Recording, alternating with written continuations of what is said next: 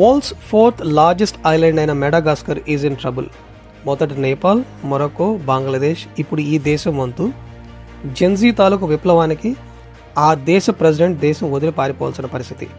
75% మంది ప్రజలు ఇంకా బిలో పావర్టీలో ఉంటే బేసిక్ సర్వీస్ అయిన పవర్, ఎలక్ట్రిసిటీ, విద్య, ఉద్యోగం, వైద్యం ఇవి దొరక్క ప్రజలు తమ నిరసన వ్యక్తం చేస్తూ ప్రెసిడెంట్ ఆండ్రూ పారిపోవాల్సిన పరిస్థితి వచ్చింది.